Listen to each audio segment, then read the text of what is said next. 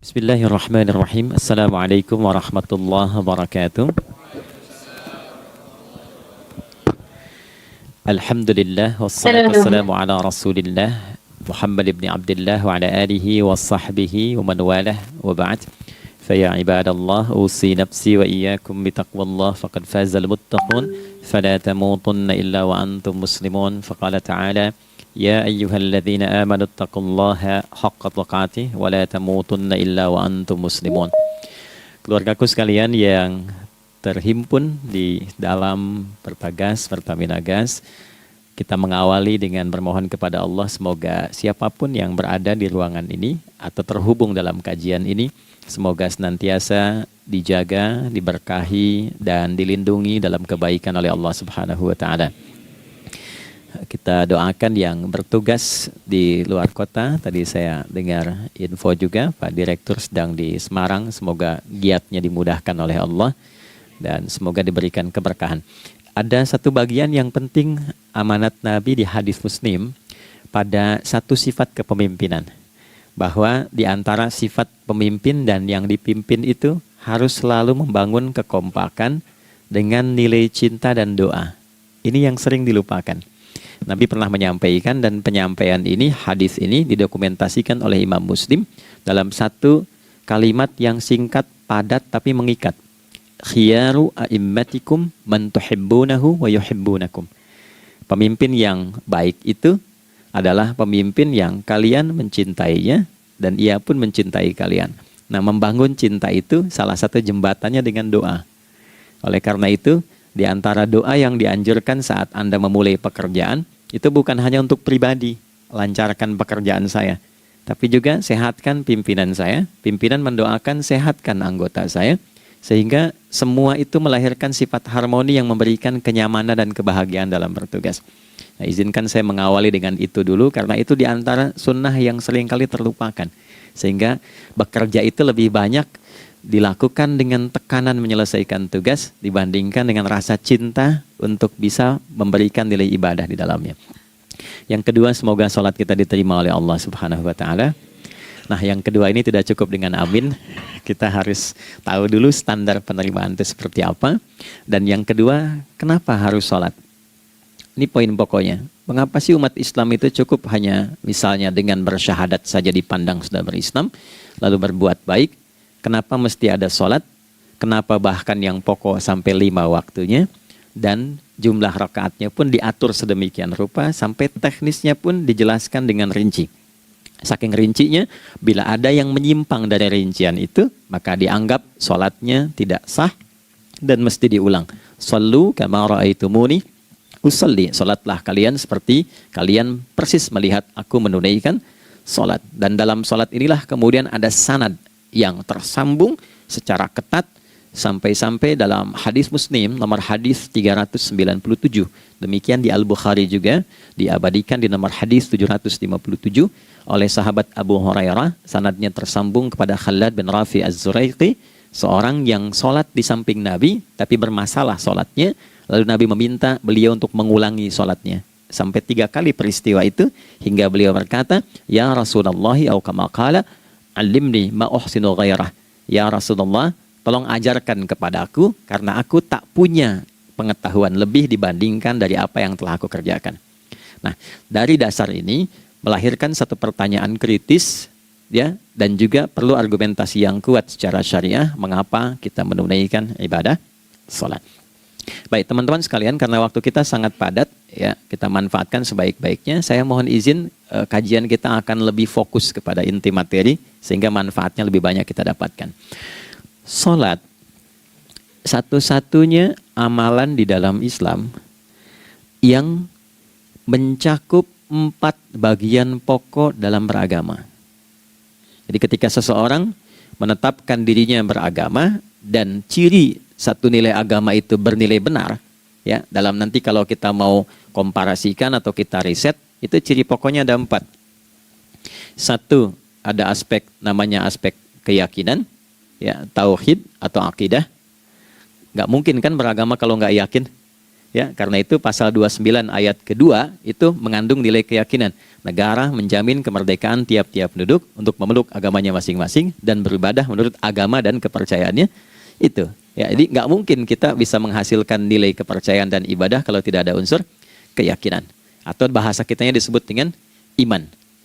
Ya, iman itu nanti juga dipaku dalam setiap nilai kebangsaan di konteks Negara Kesatuan Republik Indonesia. Ini yang paling membahagiakan. Jadi mau jadi pegawai apapun itu syarat, ya, salah satu syarat yang melekatnya beriman dan bertakwa kepada Tuhan Yang Maha Esa, gitu kan? Ya, kemarin saya di BPK itu ada 11 bab Romawi, 40 pasal.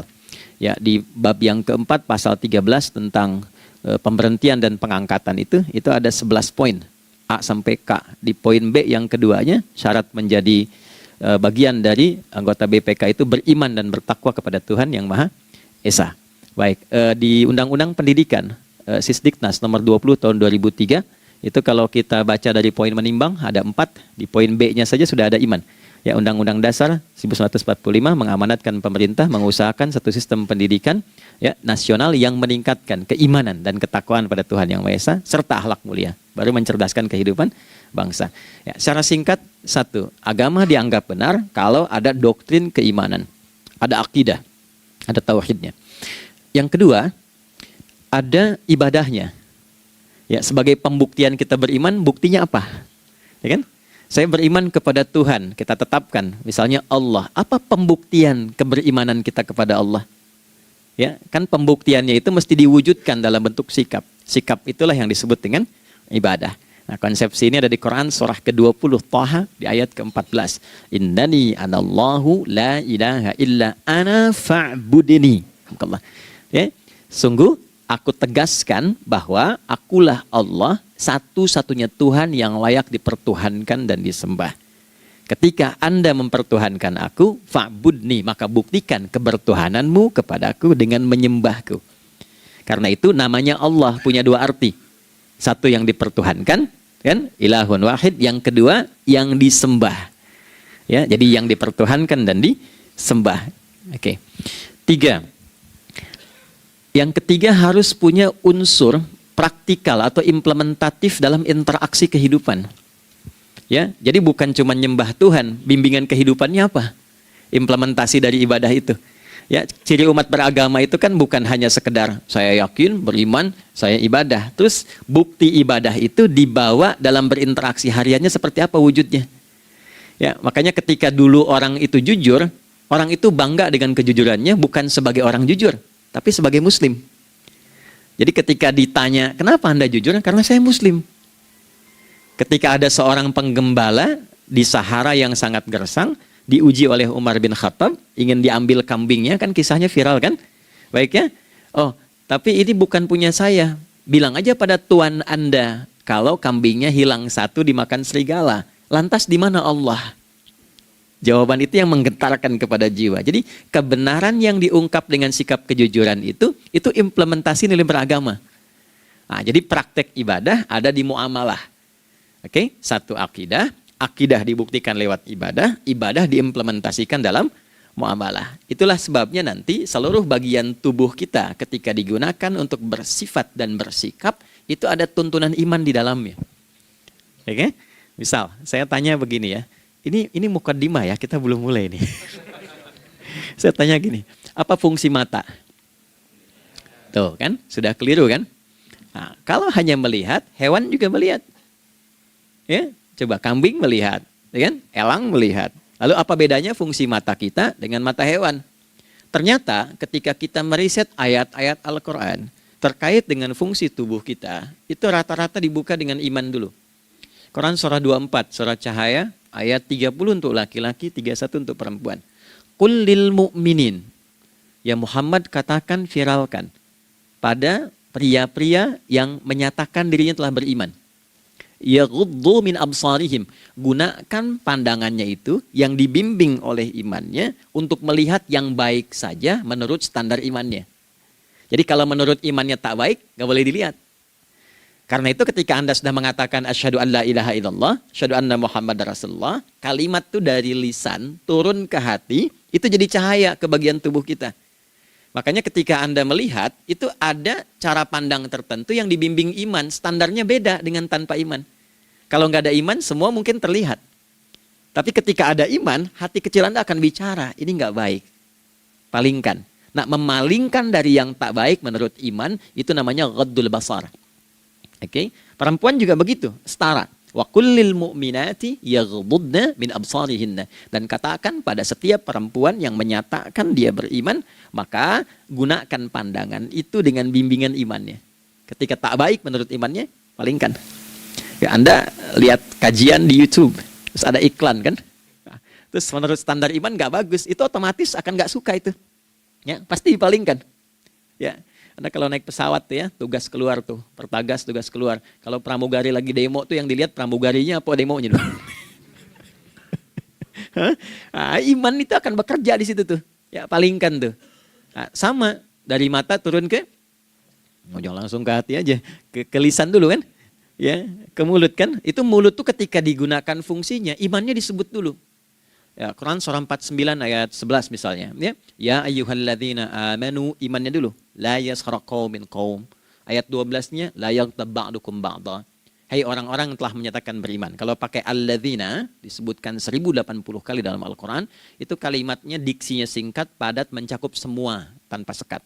Oke, jadi kalau laki-laki, perempuan, tua, muda, besar, kecil, beda strata, duniawi, itu semua tercakup di dalamnya. Hei semua yang telah menyatakan beriman, gunakan imanmu untuk membimbing lisanmu bertutur.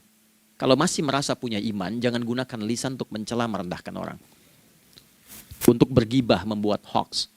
Didetilkan oleh Nabi, kalimatnya jelas. Man kana yu'minu billahi wal yaumil akhir, falyakul khaira aw liyasmut. Siapapun. Nah, dari alladzina ketika dirinci pakai man. Ya, man itu bentuk tunggal, ya, personal, tapi maknanya general.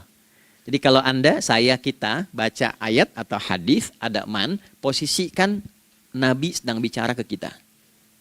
Ya, hei Adi Hidayat, posisikan Nabi bilang gitu tuh. Kalau engkau merasa beriman sama Allah dan yakin dihisab di hari kiamat, jaga lisanmu. Katakan yang baik dengan bimbingan imanmu, tak mampu engkau diam. Jadi cukuplah suami istri itu menggunakan satu hadis ini, pasti sakinah itu muncul dalam kehidupan rumah tangganya. Ya, itulah sebabnya kenapa sakinah didahulukan dibanding mawaddah.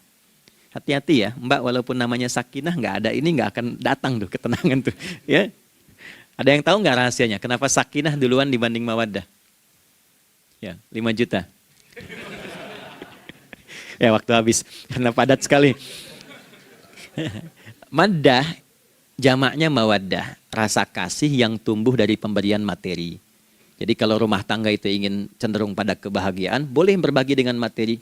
Ya, istri cemberut, Anda datang dengan senyuman, sayang, kenapa? Ya, ini emas 2 kilo, nah itu pasti sehat lagi tuh. Ya, itu mawaddah.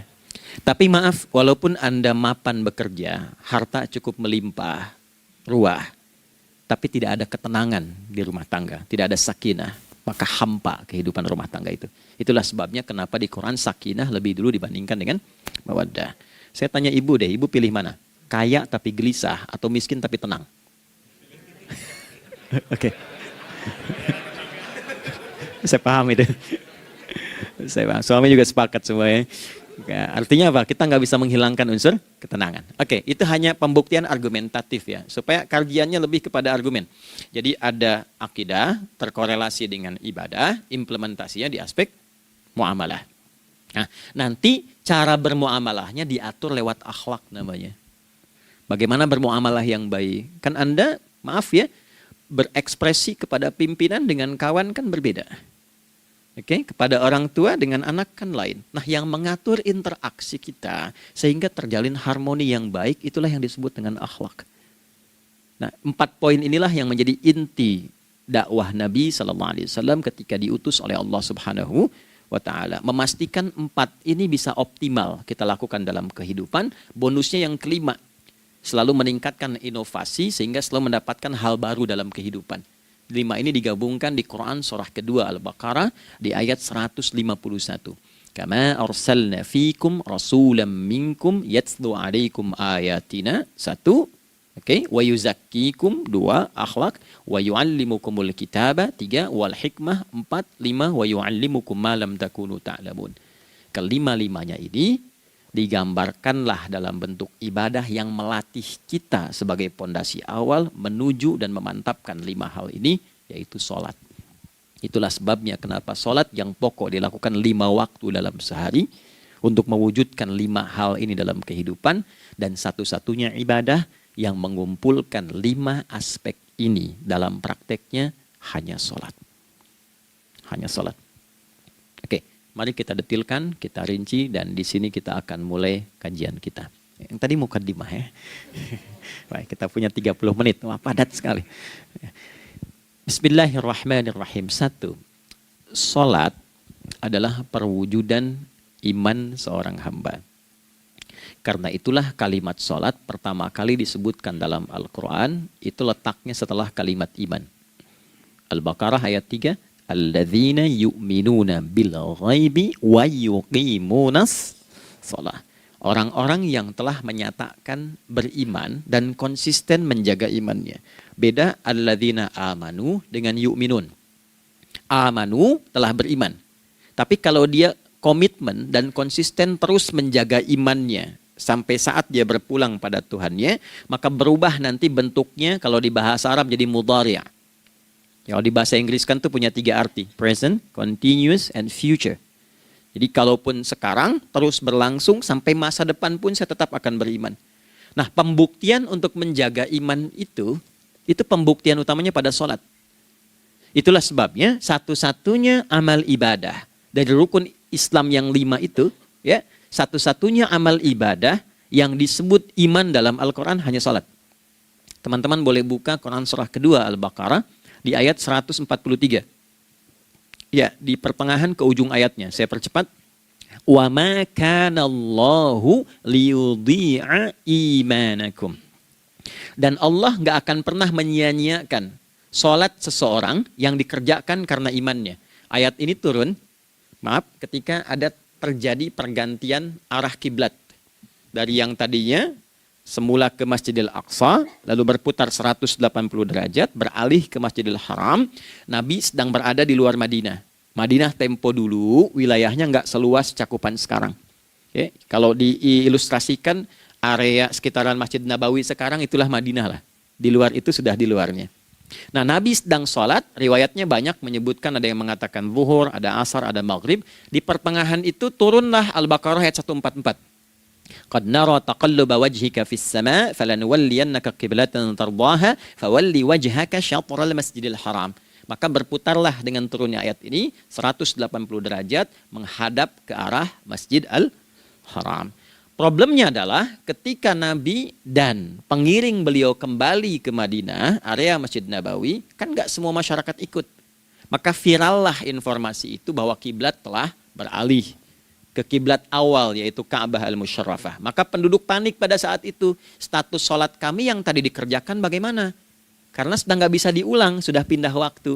Maka turunlah kemudian firman Allah yang Al-Baqarah 143 itu, wa ma kana Allahu liyudhi'a imanakum. Karena engkau mengerjakan sholat itu dengan imanmu, maka Allah nggak menyia-nyiakan imanmu itu. Maksudnya apa? Walaupun arah kiblatnya tidak tahu mengarah kepada sisi yang belum berubah, tetap dihitung pahalanya sempurna karena imannya. Gitu. Nah, ini nanti yang menjadi landasan turunnya Al-Baqarah ayat 115. Walillahil masyriq wal maghrib fa aynama tuwallu fathamma wajhullah. Kalau Anda sedang tugas nanti di lapangan, lalu sulit menemukan arah kiblat. Aplikasi susah karena sinyal nggak masuk misalnya. Oke, kemudian juga matahari agak remang-remang sehingga sulit untuk terlihat patokannya. Maka dengan keyakinan, dengan iman itu, menghadaplah ke arah yang kita yakini, maka berlakulah Al-Baqarah 115. Di saat itu diterima amal ibadah kita sama dengan yang menghadap kiblat dengan dasar imannya. Oke, nah pengertian terbaliknya, mafhum mukhalafahnya, maka Nabi mengatakan, al-farqu bainal mu'min wal kafir tarkus salah. Beda antara orang yang beriman dengan yang belum beriman adalah pada sholatnya. Jadi kalau ada orang mengatakan sudah beriman dan tidak menunaikan sholat, ini artinya keimanannya belum diakui sepenuhnya oleh Allah Subhanahu wa Ta'ala. Jelas ya? Halo, kenapa sedih begini? Maaf, saya terlalu cepat nggak? Enggak ya, baik. Jadi dalam poin ini penting pembedanya di sholat. Itulah sebabnya kenapa dari kecil kan, usia sekian, dari mulai 3 ke arah 7 tahun contohkan. Ya, orang tuanya sholat bentangkan sejadah. Kalau bisa, kalau anak sudah mulai suka tuh kasih model sejadah yang anak-anak sukai bentuknya. Ya, dulu ada anak saya senang model mobilan, saya tidak sebutkan supaya tidak endorse gitu ya. Dikasih sejadah dengan pola itu, dia senang tuh ikutin. Kita nggak minta sholat, dia datang sendiri. Ya, nanti setelah mulai 7 tahun kan baru diajarkan dengan baik, diajak ke masjid kalau yang laki-laki. Demikian seterusnya.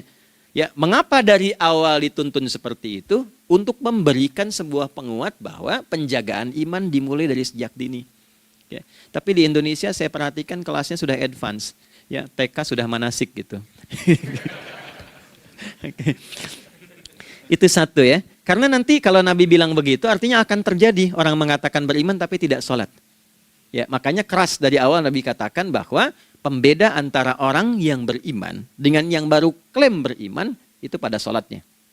Ya, pada sholatnya. Mengerjakan sholat maka sah status imannya, tidak menunaikan sholat maka bermasalah imannya. Itu poin yang pertama. Yang kedua teman-teman sekalian, ibadah. Kita lanjut ya. Sholat adalah bagian pokok terpenting dari ibadah. Nah, di sini kita akan mulai membuka sedikit rahasia terkait dengan aspek ibadah ini. Teman-teman sekalian, ternyata sholat ini ketika oleh Allah diturunkan dalam Al-Quran, dalam konteks penunaian ibadah, bukan berarti hanya mengkoneksikan atau mengkorelasikan hubungannya dengan iman saja, bukan. Karena saya beriman, saya buktikan ibadah nyembah Allah lewat sholat. Dalilnya Quran surah ke-20 ayat 14. Innani anallah la ilaha illa ana. Aku tegaskan akulah Allah, nggak ada Tuhan yang layak dipertuhankan dan disembah kecuali saya. Fa'budni, kalau Anda telah menyatakan beriman padaku, buktikan keberimananmu dengan menyembah saya dalam ibadah. Bentuknya bagaimana ya Allah? Teruskan ayatnya. Wa aqimis sholata. Tunaikan sholat sebagai bukti ibadah. Itu li dzikri, sebagai zikir kepadaku. Jadi korelasi antara ibadah dengan iman, sudah kita sebutkan dalilnya. Sekarang ibadahnya tersendiri ketika ditunaikan, apa manfaat dari ibadah itu? Mengapa mesti ada 5 waktu? Dan apa turunan manfaatnya dalam kehidupan kita? Kalau kita mengerjakan itu, dampaknya kepada kehidupan kita apa? Nah, inilah indahnya di dalam Islam, dijelaskan dalilnya, diberikan contohnya, diberikan alasannya, dan yang paling indah, diberikan penjelasan dengan detail tentang manfaat-manfaatnya. Ini tidak ditemukan di dalam konsep keyakinan manapun. Kalau teman-teman boleh mau riset silahkan. Ada nggak satu keyakinan agama tertentu yang dari ibadahnya tuh diatur? Cara memulainya, bacaannya, detailnya, manfaatnya, waktunya, sampai dengan hasilnya, sampai kiamatnya. Ini menunjukkan bukan karya manusia. Bukan karya manusia. Kalau karya manusia setiap orang bisa buat itu. Ya, ketika ini menunjukkan bukan karya manusia, maka pertanyaannya dengan cara apa lagi Allah memberikan pembuktian pada kita bahwa Ia Tuhan yang hak yang harus kita sembah. Nah, kalau sudah paham, mari kita rincikan turunan tentang sholat ini. Kita mulai satu-satu teman-teman sekalian dari waktu sholat. Seperti kita ketahui waktu sholat ada 5. Tapi yang sering kita dapati dari yang 5 ini tidak semua orang mengetahui tentang makna dari nama dan pembagian di waktu ini. Yuk kita mulai rincikan. Sholat yang pertama namanya apa? Gak usah khawatir menang gak dapat hadiah kalau benar. Salah juga keterlaluan. Oke, 1 subuh. Dia satu-satunya nama sholat yang punya 2 nama ya. Subuh dan fajar. Oke, Pak Fajar, Pak waktu sholat. 2, zuhur. 3, asar. 4, maghrib. 5, isya. Oke, rumus hitungannya 24, 4, 3, 4. Ya. Rumus bilangannya 24, 4, 3, 4. Kalau mau tanya nomor koneksi dengan Allah, 24, 4, 3, 4, 2 subuh, 4 zuhur, 4 asar, 3 maghrib, 4 isya. Oke, pertanyaannya, apa artinya nama itu? Selama ini jangan-jangan kita hanya tahu namanya, tapi tidak memahami maknanya. Itu poinnya.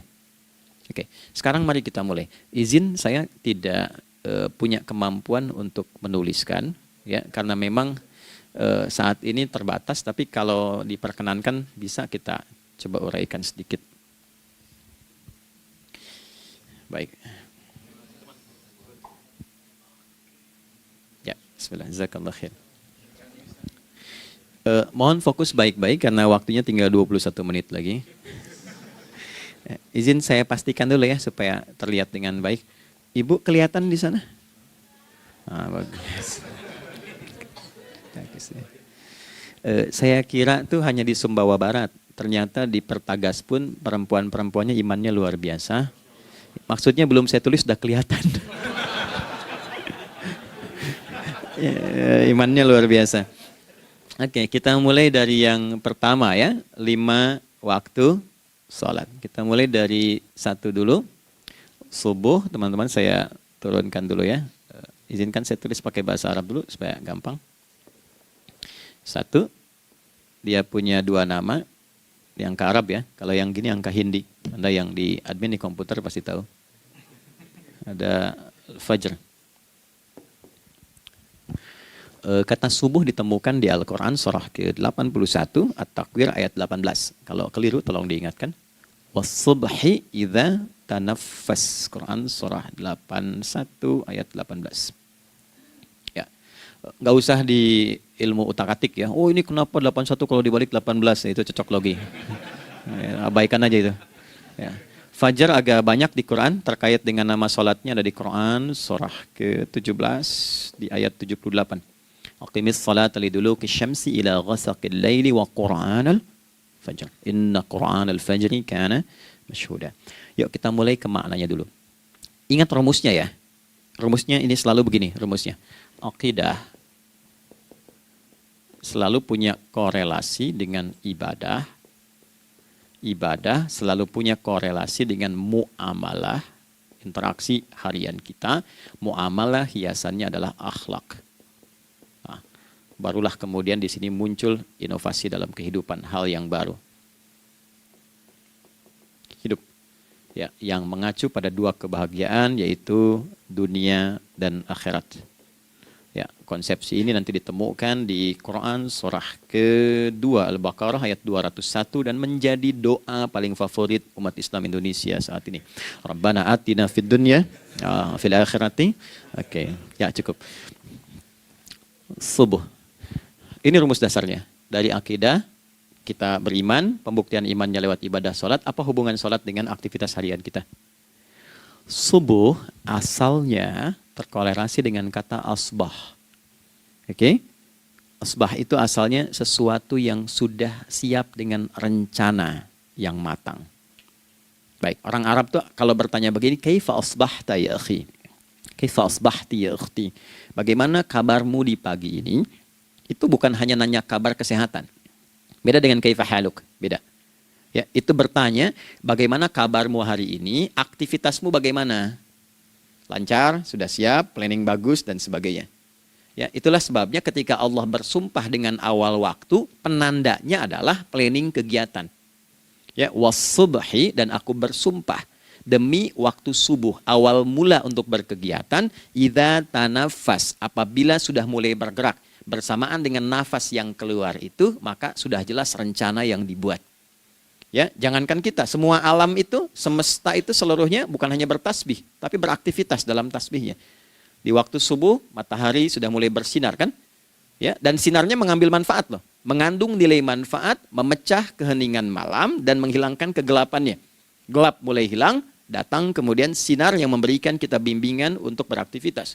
Tumbuhan dimulai waktu itu sudah mengeluarkan oksigen, menyerap karbon dioksida. Saya waktu di Utrecht, di Delft di Belanda, ya, saya coba ingin membuktikan. Kan adzan nggak terdengar keluar ya. Jadi sebelum waktu subuh itu saya keluar, kebetulan flatnya waktu itu dekat area hutan yang agak rimbun, enak gitu, udaranya bagus. Itu sebelum subuh terasa karbon dioksida.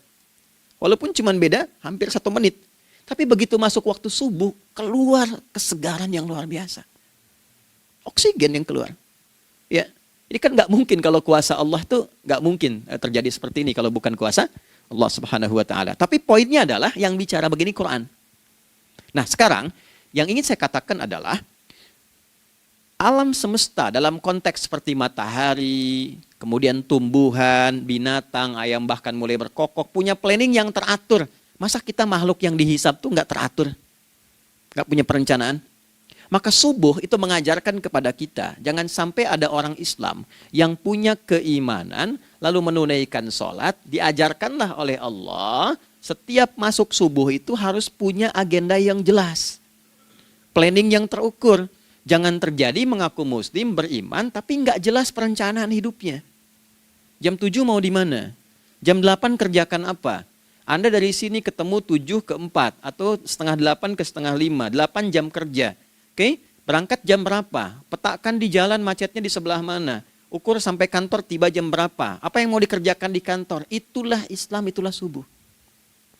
Sehingga tidak ada satupun orang Islam di era Nabi mengajarkan beraktivitas kecuali terukur dan teratur. Bahkan Nabi memulai itu evaluasinya di malam hari. Sehingga turun di antara surah Al-Insyirah itu ada ayat yang tegas mengatakan di ujungnya, فَإِذَا فَرَغْتَ فَانْصَبْ. Evaluasi yang telah berlalu di malam hari. Evaluasinya menyeluruh sampai ke zikirnya. Dicatat nih.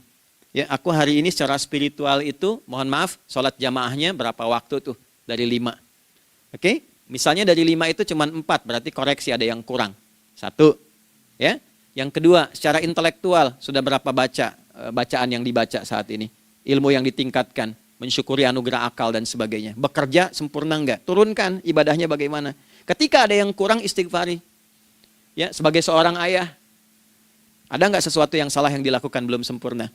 Sebagai seorang ibu, anak dan sebagainya, istighfar. Itulah sebabnya sebelum tidur Nabi ajarkan istighfar. Yang kita tahu 70 kali kan, 100 kali. Yang saya tanya, 1 ke 70 itu istighfar apa saja? Apakah hanya bilangan di lisan? Atau dari lisan diingatkan oleh pikiran, ditembuskan ke hati? Istighfar sebagai seorang ayah yang kurang maksimal melihat anak dengan baik. Anda boleh punya jabatan di kantor, boleh direktur, boleh manajer, boleh macam-macam. Tapi ketika Anda pulang, Anda seorang ayah. Saya di Timur Tengah disebut syekh, di sini dipanggil kiai, dipanggil ustadz. Pulang ke rumah, anak saya nggak kenal itu semua. Anak saya nggak peduli itu semua. Belum pernah seumur-umur saya mengajar, lalu saya pulang, anak saya menunggu depan pintu dan memanggil, kiai. Tidak ada. Dia ingin ayahnya. Kenapa nggak kita hadirkan istighfar pertama kita itu karena kita kurang perhatian. Kurang perhatian kepada anak misalnya. Saya kalau pulang tengah malam dan semua tertidur, saya lihat satu-satu. Perbaiki cara tidurnya, doa, lihat satu-satu, minta ampun sama Allah. Dan ya kadang sebelum mengalirkan air mata kita nggak bisa tidur karena nggak tahu nanti ketemu lagi nggak di akhirat. Itu poin yang paling penting. Nah, jadi istighfar pertama itu untuk diri kita ketaatan pada Allah. Untuk diri kita sebagai anak pada orang tua. Sebagai suami punya tanggung jawab istri atau sebaliknya. Demikian seterusnya. Nah itu kalau sudah kita bisa lakukan, dievaluasi, direncanakan besoknya. Fa'idha faraghta fansab. Direncanakan lagi yang berikutnya, besok mau ngapain, tulis malam. Kalau kita biasakan begitu tidurnya enak. Karena nggak ada beban, damai hidupnya. Dengan teman damai kalau ada perselisihan sebelum tidur. Ya. Jadi nggak ada orang mengigau itu masalah-masalah kehidupan dunia yang belum tuntas. Ini dunia saat terjaga bermasalah, saat tidur pun masih bermasalah. Gara-gara kamu nih, kapan istirahatnya? Ya. Nah, ketika kita bangun dari subuh itu, maka rencana yang sudah kita siapkan itu, teman-teman sekalian, dibawa menghadap Allah supaya minta kemudahan, minta kelancaran, minta pendampingan, minta bimbingan. Itulah sebabnya kita dipanggil sholat di awal waktu. Supaya rencana yang sudah kita siapkan itu minta taufiknya, persetujuan dan perlindungan dari Allah. Inilah yang menjadikan rahasia umumnya para sahabat memulai berkegiatan sejak dari masjid. Teman-teman boleh riset deh hadis-hadis tentang sholatnya sahabat dan kaitannya dengan syuruk dan pekerjaan. Rata-rata memulai dari masjid. Mereka tungguin, evaluasi, begitu siap, syuruk, minta sama Allah, berangkat. Saya mau kasih satu rahasia ya. Boleh jadi ijazah tapi ini diantara kita aja ya. Anda boleh lakukan, berangkat ke masjid itu dengan baik. Terus minta misalnya, ya Allah, kau perintahkan aku untuk berikhtiar, sekarang aku lakukan. Kau perintahkan aku untuk merencanakan, sekarang aku ikhtiarkan. Mohon lindungi, mudahkan, dan berikan bimbingan terbaik untuk mendapatkan hal yang wajar, halal, baik, dan kau ridhoi. Anda berangkat. Pulang. Sebelum nyampe rumah, mampir dulu ke masjid. Masjid terdekat dari rumah aja. Sholat 2 rakaat, situ. Ya, sholatnya bisa sholat wudhu, tahiyatul masjid, dan sebagainya. Setelah itu pulang. Doa dulu habis sholat. Ya Allah, aku telah berikhtiar seperti apa yang telah Engkau perintahkan. Sekarang aku memohon rizki darimu seperti apa yang telah Engkau janjikan. Kalau dengan semua ikhtiar ini belum cukup menurunkan rizki darimu, maka mohon tunjukkan padaku saat ini dengan cara apa lagi aku mesti berikhtiar. Oke? Silahkan Anda pulang dengan suasana itu ke rumah. Dan lihat apa yang terjadi. Rasakan bedanya, bedakan rasanya, dan pasti terasa bedanya. Gak ada kesan yang lain pada jiwa. Jadi yang dibawa ke rumah itu bukan aura kantor. Bukan aura jalan yang macet. Tapi ada ketenangan, kenyamanan, dan kenikmatan. Kalau teman-teman mau pakai sunnah sahabat ini dalam dunia pekerjaan, dan Anda lakukan coba sehari ini saja, rasanya pasti beda. Ya, ini bagian pertama. Nah, ketika kita ingin datang menghadap Allah, dan mulai membawa rencana kita, kan perlu isyaratnya kan, kapan dimulai? Gak bisa tiba-tiba saya bangun jam 3 langsung sholat subuh, kan tidak begitu. Ya kan? Mesti ada satu sinyal dulu, yang dari sinyal itu ada feedback pada diri kita untuk merespon, gitu kan? Nah, pancaran respon atas sesuatu yang memancar akibat satu hal yang terjadi, kalau di gaya itu kan kalau ada gaya gerak, gaya dorong kan? Ya, kalau nggak salah F1 sama dengan F2 kan? Nah, gaya gerak sama dengan gaya dorong. Geraknya dikit, bunyinya kecil kan? Kencang bunyinya, kencang. Terus ada F berbanding lurus dengan P, hukum Pascalnya. Gaya berbanding lurus dengan tekanan, kan? Semakin banyak gaya, semakin tertekan. Nah, respon yang muncul ketika ada satu misalnya gaya, tapi responnya sifatnya materi sifatnya. Ya, misal kalau Anda mau mengebor air, kan?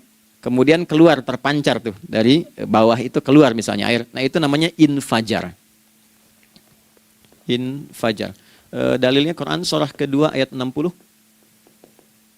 Wa idzistasqa Musa liqaumihi faqulna idrib bi'asakal hajar fanfajarat min husnata asyrata aina. Nabi Musa kata Allah itu kaummu 12 suku minta mata air. Dan enggak tanggung, setiap sukunya minta satu, katanya supaya enggak rebutan. Maka Allah firmankan, pukulkan tongkatmu yang kayu. Lihat diksinya detil sekali. Pukulkan tongkatmu yang kayu ke batu itu, maka batu itu akan terbelah dan mengeluarkan pancaran 12 mata air. Ya, tongkat kayu dipukulkan ke batu, batunya yang hancur. Karena Musa seorang nabi, gitu kan? Anda punya tongkat emas, pukulkan ke batu, maka keluar 12 air mata. Gitu ya. Nah ini, infajar. Kalau respon yang keluar itu respon buruk. Misal dalam nafsu, kan suka ada triggernya yang memancing respon, terus nafsu keluar kan? Ya, apa saja itu? Lihat gambar yang nggak bagus, nafsu keluar, itu kan? Lihat sendal bagus, nafsu keluar, macam-macam ya. Nah itu fujur namanya, fujur. Hurufnya masih sama, cuma bentuknya berbeda. Fa, jimnya masih ada waw, ada ra-nya, fujur. Quran surah 91 di ayat 7-10. Wa nafsi wa ma sawwaha fa'alhamaha fujuraha wa taqwaha. Fujur tembus ke nafas, nafas memerintahkan yang buruk disebut su. Nafas ketemu su jadi nafsu. Makanya nama lain fujur itu nafsu. Dalilnya Quran surah 12 ayat 53. Wa ma ubarni'u nafsi innan nafsa la'ammaratun bisu. Ya, la'ammaratun bisu'i illa ma rahima rabbi. Oke, nafas ketemu su. Teruskan. Tapi kalau pancarannya pada sifat yang baik. Oke? Membelah sesuatu yang gelap menjadi baik, terbuka, memancarkan respon panggilan yang baik, maka berubah katanya menjadi fajar. Oke? Matahari diperintahkan oleh Allah, diperintahkan membelah kegelapan malam. Keluarlah sinar pertamanya, disebutlah fajar. Kenapa? Karena ada respon kebaikan keluar darinya. Baik, perhatikan baik-baik. Quran surah kedua, ayat 187. Wa kulu washrabu hatta yatabayyana lakumul khaytul abyadu minal khaytil aswadi minal fajar. Itu untuk matahari. Kita lagi tidur enak-enak, sudah nyiapin rencana malam-malam. Tiba-tiba ada panggilan. Allahu Akbar, Allahu Akbar. Itulah tandanya hati kita mengkonfirmasi iman kita dalam diri kita. Cepat, sudah adzan. Pernah begitu? Nah, konfirmasi itulah dalam bahasa lain yang disebut dengan fajar namanya. Datang. Jadi waktunya matahari membelah disebut dengan fajar, konfirmasinya pun disebut dengan apa? fajar. Ya, jadi bersamaan waktunya dengan dua hal itu. Datanglah panggilan. Itu yang dimaksud Quran, hubungan iman dengan konfirmasinya sampai ke sholatnya ada di Quran surah 8 ayat 2. Innamal mu'minuna iman. Alladzina idza dzukirallahu adzan. Wajilat qulubuhum iman. Jadi begitu ciri iman itu ada dalam jiwa, dipanggil lewat adzan, kan? Allahu Akbar, langsung merespon, ya Allah sudah adzan. Walaupun setelah adzan ada lagi getaran, baru adzan belum qomat gitu kan. Nah, misal ya. Nah, tapi inilah fajar. Jadi maksudnya rencana Anda ini agak jarang dibahas ya. Mohon maaf, ilmu ini agak jarang. Jadi jangan Anda bilang saya bid'ah, bukan. Ya, bukunya ada, referensinya ada. Cuman karena jarang dikaji, jangan sampai kekurangan pengetahuan menghukumi yang tahu jadi salah gitu. Ini poinnya. Jadi saya kalau bahas satu masalah itu bukunya saya kumpulkan. Tafsir awal sampai akhir yang ada apa, buku-buku tentang sholat apa, baru kita keluarkan. Jadi bagian topik-topik tertentu yang dibahas. Problemnya ketika membahas tentang ibadah cuma dua. Satu tentang bacaan, doanya apa. Yang kedua tentang gerakan, bagaimana mengerjakannya. Yang ketiga jarang dibahas, hikmahnya apa. Padahal rumus dalam ibadah itu dalam fikih tiga-tiga mesti dipakai. Ini Quran surah kedua ayat berapa? Ayat 129. Rabbana wab'ats fihim rasulan minhum yatlu 'alaihim ayatika ini wa yu'allimuhumul kitaba ini wal hikmah ini. Barulah kita mendapatkan sesuatu yang baru. Ya. Ini wa yuzakkikum dan di 151 Al-Baqarah wa yu'allimukum ma lam takunu ta'lamun. Jadi ini bukan ilmu yang baru, bukan, belum tahu saja. Jadi selama ini yang kita kerjakan jangan sampai terbatas pada ritualnya saja untuk mencukupkan ini. Hubungan ritual dengan ini apa gitu. Ya, jadi subuh ini mengkonfirmasi bahwa ada satu keteraturan dalam kegiatan kita. Ya, alhamdulillah. 2, siang. Oke, setelah subuh, fajar, salat apa? Zuhur. Oke, saya tanya pada Anda, zuhur itu artinya apa? Sudah, cukup katakan wallahu a'lam. Waktunya terbatas ya. Sahabat ditanya nggak tahu wallahu a'lam. Anda sahabat bukan, tabi'in bukan. Zuhur. Waktu tinggal 4 menit lagi. Oke, teman-teman kalau kita jeli, ini kan sholat dikerjakan di siang hari kan? Siang itu bahasa Arabnya nahar. Naharun itu siang. Tapi kenapa sholatnya zuhur? Kok nggak sholat nahar gitu? Ya, lohor, jadi paksain tuh. Zuhur, lohor. Ya. Terus sore, biar nyambung cepat. Sore, bahasa Arabnya kan masa. Masa al-khir, selamat sore. Kenapa kok sholatnya asar? Kok sholatnya namanya asar? Oke. Maghrib, isya. Isya kan malam kan? Kenapa nggak lail? Lail itu kan malam.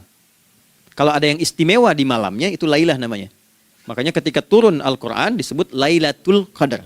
Karena malamnya istimewa. Beda, lail dengan lailah itu beda. Lail itu waktu malam, lailah ada yang istimewa di malam itu. Ya.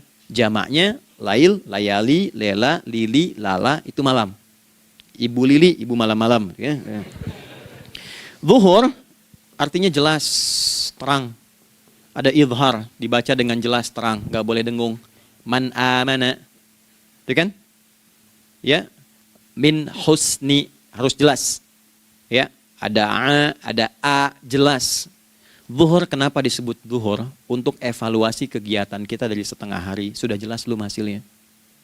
Ini Anda punya rencana di sini, evaluasi di siang. Jelas gak hasilnya? Pekerjaan Anda yang sekarang diamanahkan dari pagi jam 7 sampai sekarang, evaluasi dulu. Dicek, jangan cuma ditinggalkan. Oke, saya sedang kerjain, tinggalin dulu sholat. Bukan begitu. Ketika akan sholat, Anda cek dulu. Dari ke siang itu tengah hari, bagaimana hasilnya?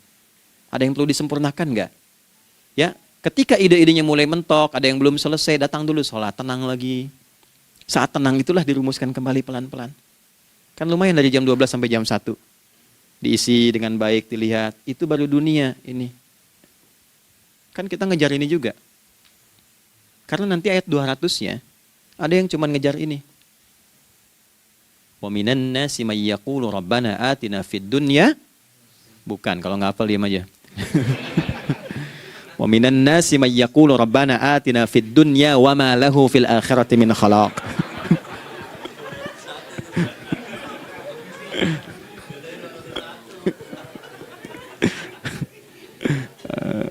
Paham kan?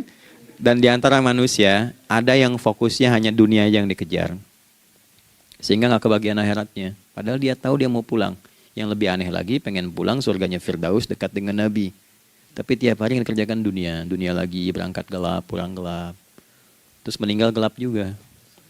Ini kan repot. Nah, maka mesti investasi kan. Anda kalau tugas keluar kan, apalagi keluar negeri kan hukumnya beda. Bekalnya pun tidak sama. Anda tugas ke Amerika, mata uangnya sudah beda. Hukumnya sudah beda. Terus pengen pindah ke alam barzah, pengen hukumnya sama dengan dunia, mustahil. Ya, makanya dimensinya beda, keadaannya tidak sama. Baju yang dipakai kan beda. Barang-barangnya nggak sama. Makanya disebut telah meninggal dunia, meninggalkan semua yang melekat pada dunia. Pindah ke alam lain, persiapan menuju titik akhir yang tidak ada ujungnya lagi. Nggak ada pembuka lagi. Jadi sudah ujung begini, nggak ada ruang lagi yang lain. Itu akhirat namanya. Makanya di sini cuma dua pilihannya. Kalau nggak ke surga, nah, itu. Ya. Apa investasi yang ada di sini? Maka siang itu dicek dulu. Pekerjaan jadi ibadah nggak? Tadi niatin ibadah nggak waktu berangkat dari rumah? Kan? Waktu ngetik, waktu ngerjain di kantor, jadi ibadah nggak? Kalau ibadah, Anda nggak mungkin berbuat kriminal. Anda nggak mungkin berbuat maksiat. Nggak mungkin nipu, nggak mungkin nyogok. Nggak mungkin korupsi. Kan lagi ibadah. Nggak mungkin curang. Kan lagi ibadah. Anta budallaha ka'annaka tarah. Anda itu mengerjakan segala hal sebagai ibadah, merasa diawasi Allah. Fa in lam takun tarah fa innahu yarak. Kalaupun Anda merasa nggak melihatnya, Anda yakin Anda dilihat. Itulah kerja pakai iman, maka ini di bawah akidahnya. Jangan ditinggalkan. Nah, inilah yang selama ini kita butuhkan. Ya. Inilah yang melahirkan nilai etik, makanya adanya dalam jiwa. Takwa itu kan dalam jiwa, melahirkan etos. Etos mendorong kepada logos, logos melahirkan patos. Kepantasan dalam bekerja. Jadi Anda sekuat apapun ilmunya, kalau nggak punya etos, itu rusak. Jadi tidak cukup akal sehat. Jiwa yang sehat itu lebih penting.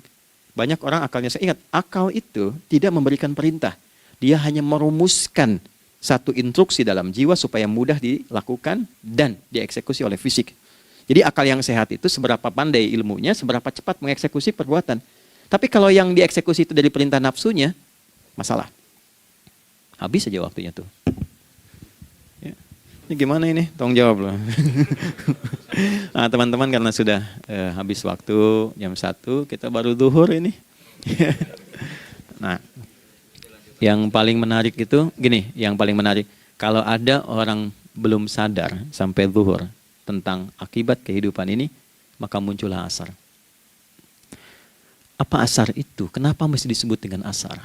Dan apa manfaat istimewanya asar kepada jiwa kita? Itu di kesempatan lain kita akan bahas. Teman-teman, waktunya sudah habis. Ya, saya menghargai Anda, kan tidak boleh juga saya ngajarkan tapi mengambil yang sesuatu yang tidak tepat ya. Kita buktikan keimanan kita dengan mengerjakan amanah pekerjaan di tempat ini dengan baik, waktu digunakan dengan baik. Kita saling mendoakan supaya semua kita dijaga oleh Allah Subhanahu wa taala. Maafkan saya, lain kesempatan kita berjumpa kembali untuk melanjutkan apa yang telah kita bahas hari ini. Mari kita berdoa, semoga doa kita diterima oleh Allah Subhanahu wa taala. Allahumma taqabbal minna innaka antas sami'ul alim wa tub 'alaina innaka antat tawwabur rahim. Nahmaduka kama 'allamtana an nahmadak wa nashkuruka syukran kama 'allamtana an nashkurak. Antal muqaddim wa antal muakhir biyadikal khair innaka 'ala kulli syai'in qadir. Ya Allah, kami memuji-Mu seperti Engkau mengajarkan kami untuk memuji dan bersyukur atas segala nikmat-Mu seperti Engkau bimbing kami untuk mensyukuri segala nikmat-Mu. Allahumma salli wa sallim wa barik ala habibikal karim rasulikal mustafa al-amin sayyidina Muhammadin wa ala alihi wa sahbihi ajma'in. Ya Allah, anugerahkan kami kemampuan untuk terus bersalawat pada Rasulullah sehingga dengan itu kami mendapatkan kemampuan yang baik untuk meneladani kemuliaan beliau dalam beraktivitas kehidupan. Rabbana la tada' lana fi maqamina hadza dhanban illa ghafartah. Ya Allah, jika ada pendosa hadir di ruangan ini atau terhubung dalam kajian ini, maka jangan biarkan ya Allah ia meninggalkan tempat ini dan kajian ini kecuali Engkau telah ampuni seluruh dosa-dosanya. Wala hamman illa farajtah. Ya Allah, jika ada satu di antara kami yang menghadiri kajian ini membawa kegelisahan, maka mohon tenangkan keadaan hatinya. Wala asiran illa yassartah. Jika ada yang sedang diliputi oleh kesulitan, maka mudahkan, ringankan dan hilangkan seluruh kesulitannya. Wala maridan illa syafaitah. Dan bila ada di antara kami yang diuji dengan penyakit, maka mohon angkat dan sembuhkan penyakitnya. Rabbana atina fid dunya hasanah wa fil akhirati hasanah wa qina adzabannar. Wa sallallahu ala sayyidina Muhammad wa ala alihi wa sahbihi ajma'in wa akhiru da'wana subhanakallahumma rabbana rabbana wa bihamdika nasyhadu an la ilaha illa anta nastaghfiruka wa natubu ilaik walhamdulillahi rabbil alamin. Nasrun minallah fathun qarib wa basyiril mu'minin. Terima kasih untuk semuanya. Mohon maaf kami langsung pamit. Assalamualaikum warahmatullahi wabarakatuh.